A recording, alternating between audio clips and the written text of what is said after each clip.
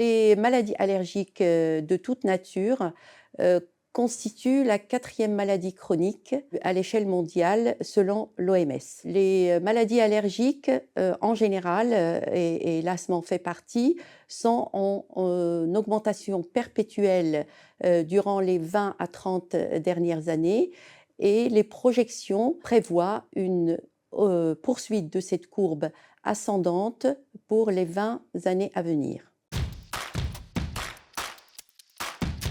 Les allergies respiratoires et l'asthme sont extrêmement impactés par l'environnement du patient. Les allergènes les plus fréquents, c'est les acariens, les pollens. Viennent ensuite les moisissures et les fanères d'animaux.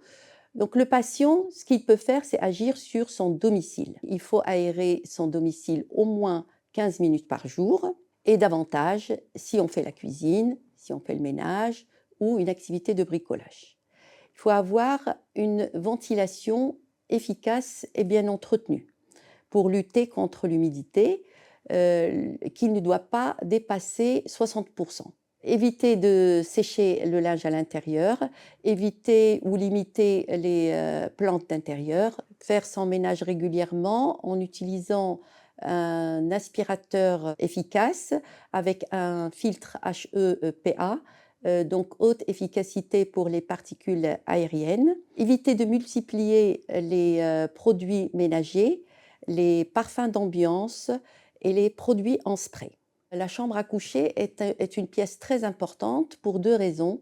Parce qu'on y passe un tiers de la journée et parce qu'elle contient des nids à poussière, notamment la literie. On va choisir plutôt un sommier à lattes pour favoriser l'aération du matelas. Choisir un matelas et des oreillers synthétiques bien entretenus, régulièrement aspirés. Limiter les peluches chez les enfants et les laver à 40-60 degrés une fois par trimestre. Changer les draps toutes les semaines et ne pas chauffer beaucoup. Surtout la nuit, éviter de chauffer à plus de 18 degrés la chambre. Les tests de l'allergie viennent après un interrogatoire minutieux qui va s'attarder sur les conditions de vie du patient, son logement, est-ce qu'il y a de l'humidité ou pas, savoir la présence ou pas d'animaux domestiques, l'existence ou pas de tabagisme actif ou passif. Ensuite, on va faire des tests cutanés. Les tests cutanés sont un examen précieux parce qu'il est non invasif, simple et à lecture rapide. Après les tests cutanés, on a la biologie. La biologie est un examen complémentaire des tests cutanés qui va nous donner des compléments d'information très importants, surtout pour les aliments. Pour l'asthme, après l'auscultation et bien sûr l'examen clinique et l'interrogatoire, on fait les explorations fonctionnelles respiratoires qui vont nous donner une idée chiffrée sur l'état de la maladie du patient et pouvoir classifier cet asthme entre de l'asthme léger jusqu'à l'asthme très sévère. L'évitement des pollens est impossible.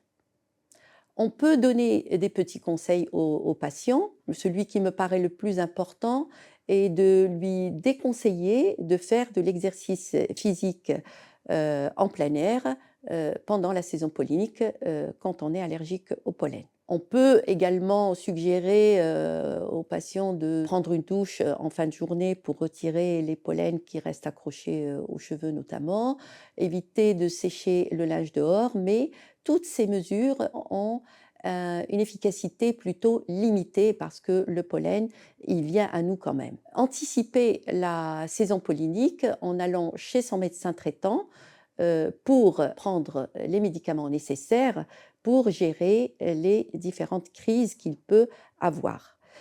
Et aussi ne pas oublier d'aller chez l'allergologue qui fera un bilan allergologique pour déterminer le pollen responsable. Si l'allergie est impactante pour le patient et lui altère sa qualité de vie, on peut lui proposer une désensibilisation qu'on fait soit en comprimé ou en petites gouttes à mettre sous la langue pour une durée de 3 à 5 ans pour lui permettre une vie meilleure. Assainir son intérieur, parce que la pollution à l'intérieur est souvent supérieure à celle de l'extérieur.